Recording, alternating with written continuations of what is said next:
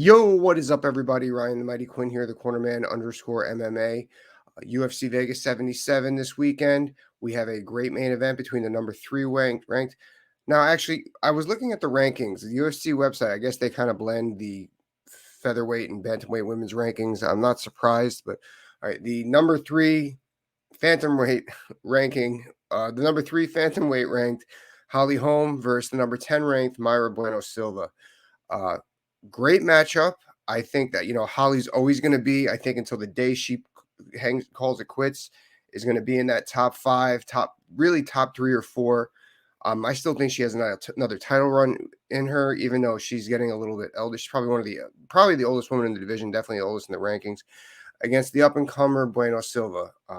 Bueno Silva, training at my alma mater, American Top Team, had a great fight last night. Fight against Leanne. I forgot her name here. Let me look it up so I don't sound completely stupid, because I'm probably going to refer to the fight a lot.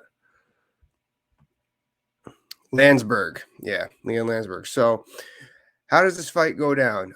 It's going to be a great main event. Actually, this whole card up and down is going to be a great sleeper. The return of Wall. Looking forward to that.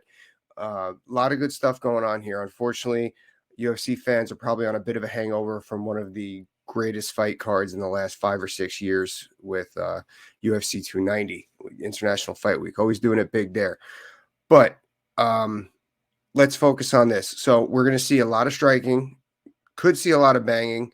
We're going to break down where we're going, which way or the other. I still give the overall striking to Holly, even though that Mayra has a lot of the weapons. But I like the spinning back stuff she does, the way she rips the body, which I think should be part of her game plan.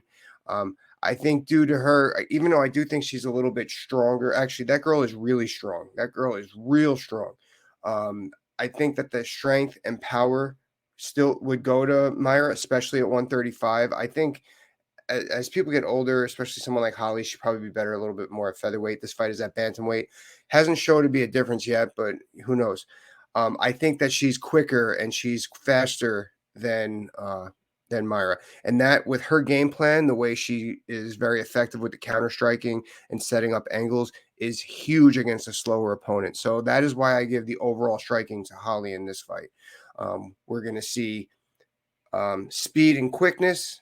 But what's the difference from that? I mean, like agility stuff against strength and power.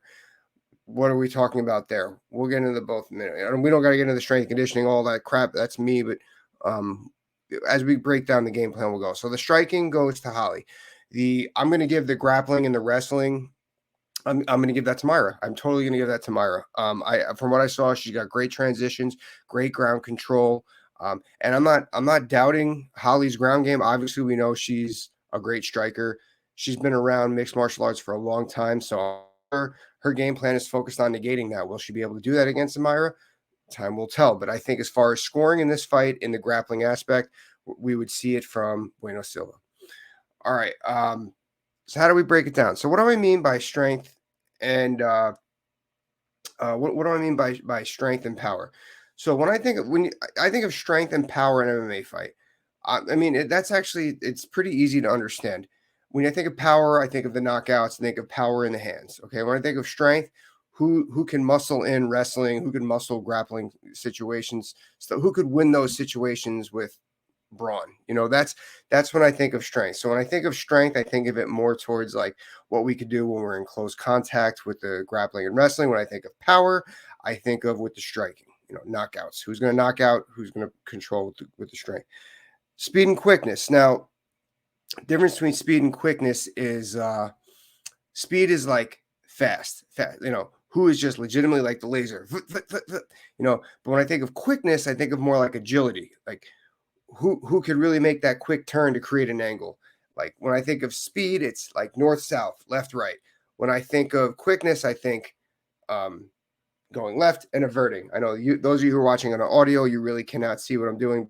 Like cutting a hard corner on the football field, that's like quickness. Or cutting the corner in wrestling, that's like quickness. Stuff like that. That's what I'm talking about when I think of the difference between speed and quickness. I think Holly has that, and she's going to need to use that in this fight. I was going to start with Mayra's game plan first, but why don't we just start with Holly's, because I just said it. So she's going to need to use her speed and quickness. Use her speed to create that space, to keep that range between her and the slower opponent in Mayra.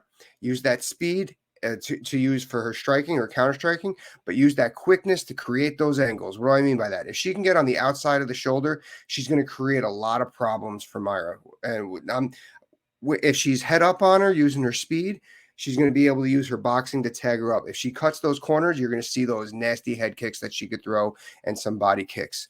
So that's where the quickness is going to play in, to create the angles on the corner. And I think Holly can do that for 25 minutes. Absolutely. She could definitely be, I don't like saying backpedaling, because when we think of backpedaling, we think of backing up, but she's very good at being counteroffensive. She's very good at just circling, almost like George Masvidal used to do 10, 12 years ago, to where their opponent's in the corner.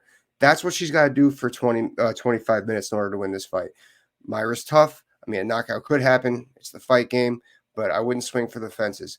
Molly is also an extremely disciplined fighter, so I don't see that happening. I could see her finding what's working and just creating angles to keep that success going. Now, how does Mayra win this fight? Like I said, that woman is strong and she does have power. I saw in those power shots and those body shots, the way she works the body is magnificent. I haven't seen anyone in that division do that. It's even Amanda. Now, that being said, she is a little bit slower, so she's going to have to camouflage her lack of speed. How does she do that? She's got a nice high guard. You know, she's got pretty good kickboxing defense. However, she needs to move that head a little bit more. Actually, she needs to move that head a lot. When she's moving forward, she should move her head with her steps. When she's got her feet stopped, she needs to move her head even more. You know me, I'm big on jabbing, on feinting. Against a counter striker like this, unless you got them backed into the corner, it may not be as effective, but she really needs to move that head when she's stalking down. Now, if Holly's on her back pedal and she's not controlling, that is where Mayra's got to move forward and use those side to side, that footwork, that angle footwork. But on top of that, this is where she's got to get aggressive with getting that clinch. Her last clinch against Landsberg was awesome, the way she was controlling that. The way she was up here, at some point she was even on the outside. She was creating angles, rocking, controlling her head, throwing nasty knees right up the middle. I think that could be very effective in this fight. Now, like I said earlier, I give the grappling and the wrestling to her. I think that if she has the opportunity to take this fight to the ground and control some ground exchanges, that she should do that here. That should be her primary game plan. So work in, move that head working in, be somewhat patient. Don't get over aggressive, because Holly will make you run into stuff a la Ronda Rousey. And then when you get your opportunity, clinch and get her down. Now, on top of clinching, even before the clinch, don't be afraid to box. I really believe that if she has Holly against the fence, she should let the hands go. Definitely let the hands go, because that left hook to the body is beautiful, is masterful.